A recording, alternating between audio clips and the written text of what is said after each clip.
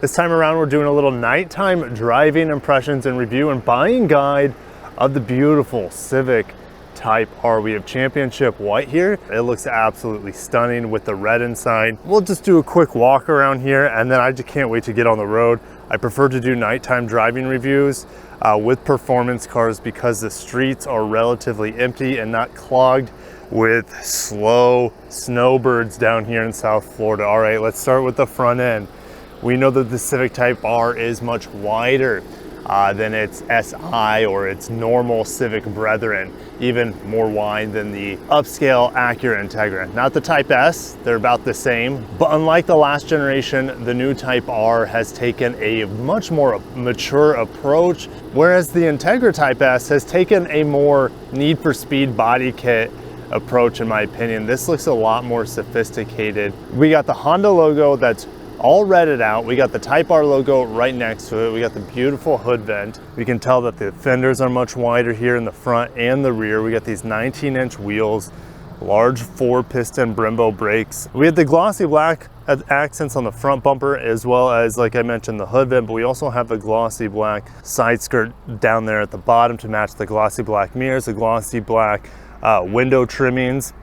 As we come around to the rear, glossy black at the bottom to surround the triple exhaust tip, glossy black huge wing, and the Civic lights, man, on this hatchback look really cool at night. And on the back, just like the front, Type R logo, red out Honda logo, and this is an everyday performance car here with the hatchback livability. We even have a baby tonneau cover here on the top, slides across. Most tonneau covers you see fold back into the rear seat area, but yeah, lots of space down here. Underneath, we have a fix-a-flat kit, no surprise there. And you might have saw something. Typically when you see a little eye hook like this guy right there, that means it is imported. And this is the only Honda in America, even Acura for that matter, that is brought in from Japan. The rest of every Honda and Acura model is built in North America. All right, let's go ahead and get in the back seat.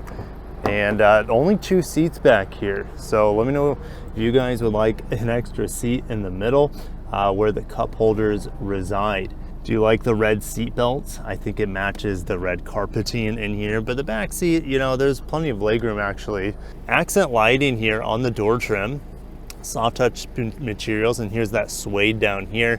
And these seats are some of my favorite seats I've ever tested. I weigh about 190, 200 pounds, and these things fit me like a glove. And look how soft the bottom is to that. I'm not putting a lot of pressure in. The bottom just completely deformed. So these seats just suck you in, and the bolstering is so comfy and tight. It feels amazing. I know you can't see it, but we have a Type R embossed here on the headrest. Redded out logo on the steering wheel, red stitching. Let's go ahead and get inside. Aluminum pedals, Type R mat here as well that matches, of course. Closing this. Fully digital screen behind the steering wheel, 9-inch touchscreen up here that you can use a shelf at the bottom or the top. Is very handy. We also have Android Auto, wireless going on, which is quite nifty. But you also have the Honda logger system here that can record all your metrics, which is pretty neat. I haven't been using it for the streets. It wants me to scroll down to the bottom to agree. Next, next, next, next, start. There we go. All right, and we got different screens here. You can slide around. I wish the Acura Integra Type S had like an Acura log S. I don't know, something silly, but I wish they had it because it's such a similar vehicle to this. Love this honeycomb grille piece. I know we see it on other Honda and Honda models. I don't, you know, is it also honeycomb in the Integra? I'm trying to remember. Got the unique Civic Type R badging here. This one says 00268. Got the Bose sound system in here, the aluminum shifter, and we also have the racing R mode there. Oh, it doesn't let me rev past 3,500 RPM. That's a bummer. If you guys missed my driving impressions of the Integra Type S, make sure to check those out And let's get on the road with the Type R. It's so similar, guys. It doesn't feel much different at all than the Type S. The biggest difference when you get inside, I would say, is the seats. This takes a much more enclosed and supportive seat approach than the more comfortable. And I think that the Type S has heated seats, and we don't have that here. Don't remember if it has ventilated seats, but I know that the TLX Type S and the MDX Type S have ventilated seats. But yeah, I love how open the roads are here at nighttime, because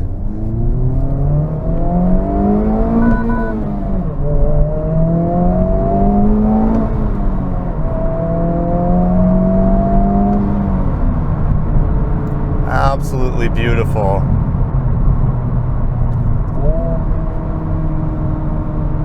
And this R mode, or this plus R mode, it is definitely louder from the engine, the exhaust. I don't know if it's getting engine noise popped in here, but the auto rev matching is very impressive here.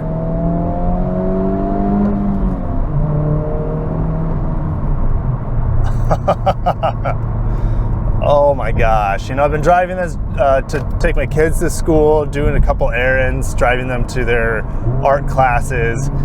But yeah, that's during the day when you're just held up by traffic and you can't really maximize the performance of the engine. And the girls don't really like it too much when I make lots of sounds with the cars. Just digging out a second.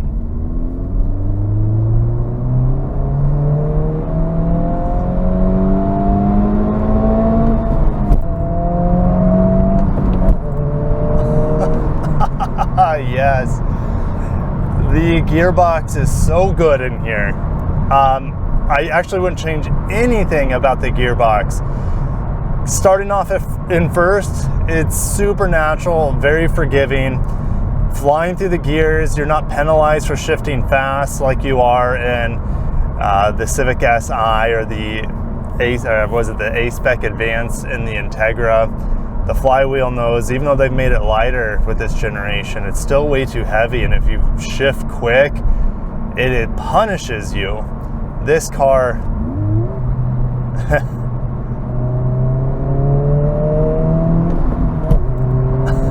it just does everything you want it to in an absolute flawless manner. I don't have any turns here in Florida, which is going to talk, I'll bring that more up in my buying guide here in a little bit.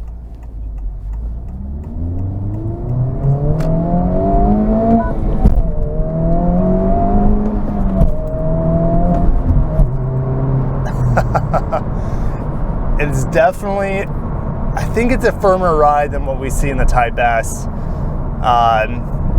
It's definitely firmer than what you would see in a Civic Si.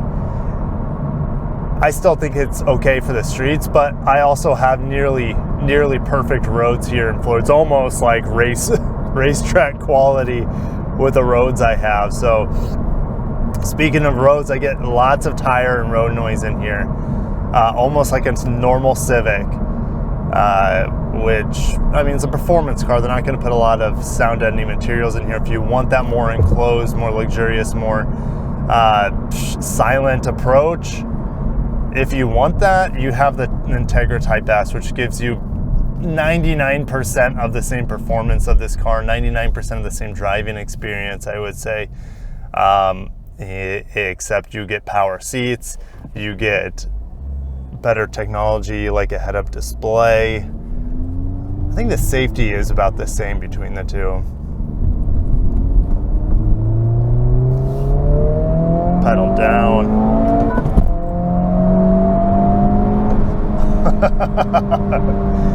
Oh man, it's about the perfect amount of horsepower here. 315 horsepower and 310 pound-feet of torque.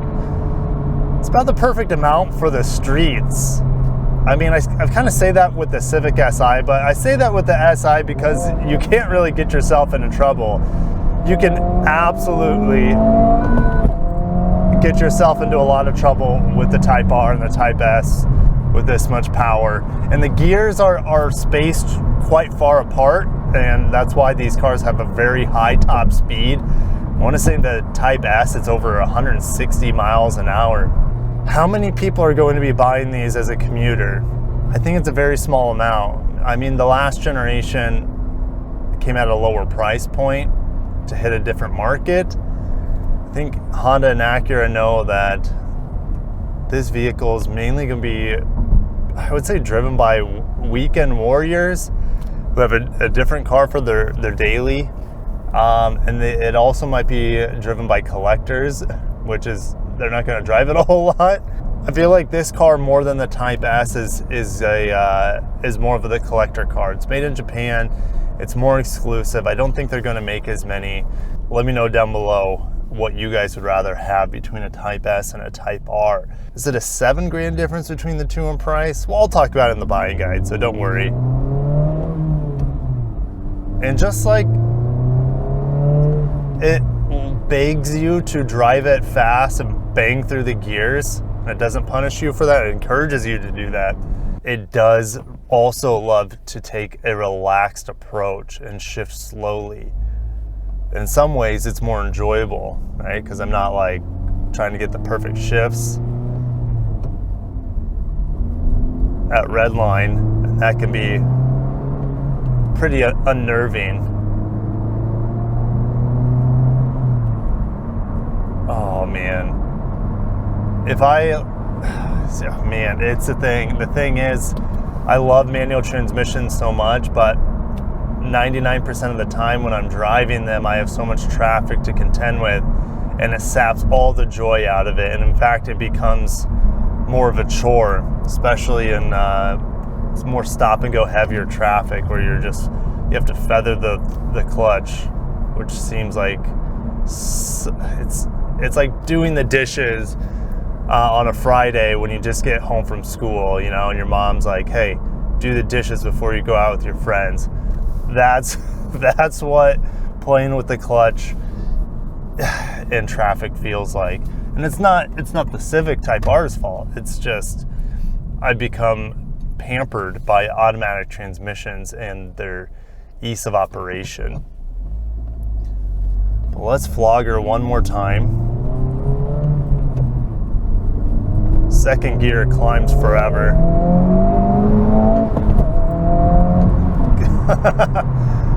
Yeah, it's pretty much the straightaways here in Florida, and that's why I think so much of the Type R and the Type S are lost on me here. So I just don't have anywhere to test its capabilities. Its straight line performance is good, but it's nothing compared to so many other sports cars out there. It is satisfying to drive in a straight line, there's no doubt, because the manual makes it that way. It's freaking a masterpiece of a manual gearbox.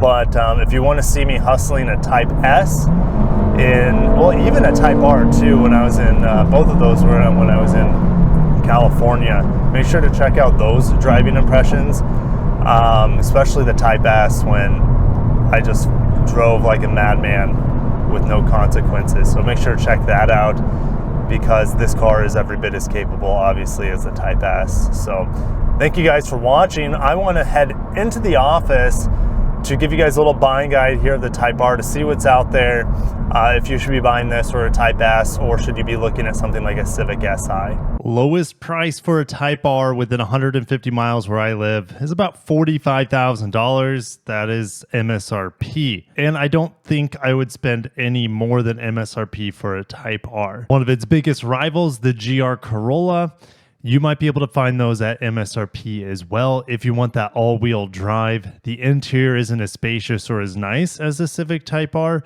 but having that all-wheel drive and hearing the turbo hiss in the GR Corolla is a lot of fun. Another huge bang for your buck, and the price has gone up over the years, but is the Elantra N. There's very few of them out there right now. There's only 2 within 500 miles of where I live. The rest of them are 2,000 miles away. So they're really ramping up for the refreshed Elantra Type N, which they're probably going to cost around $35,000, I would say. This gives you, I would say, like 90%, 95% of the performance of a Civic Type R, but it's not going to hold its value as well. It's not nearly as desirable, but it gives you, I would say, almost an identical experience on the fun factor. If you can't find a Type R in your area going for MSRP, go get a Type S, because after markup, it's about the same price, and the Type S gives you more amenities, better interior, a quieter ride. You know, I like the looks of the Type R actually a lot more than the Type S, but the Type S still looks pretty cool.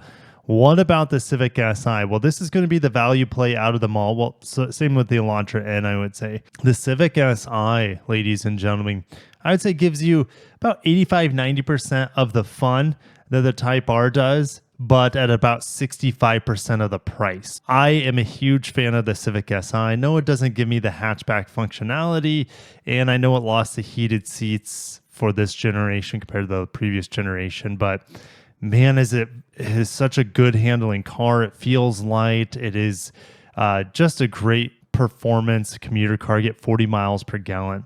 Another option here, just for $3,000 more or so, is the Sport Touring, which gives you the hatchback of the Type R. You can also get this in the 6-speed manual.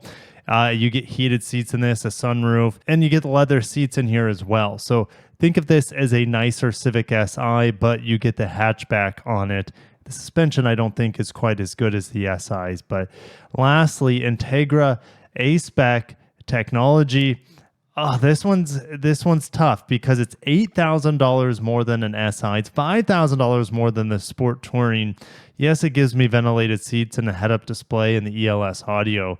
But man, Acura and Honda have priced their cars so well, it's hard to recommend one model over the other. I wish there was just like a clear bargain value buy out there. If you made this far in the video, I appreciate you. Smash the like button and make sure you subscribe for more Honda updates. Their new electric car, the Prologue, will be coming out in the early part of 2024. And Honda will close out this year with a lot of strong sales on their new car division. So thank you guys for watching. Have a great day.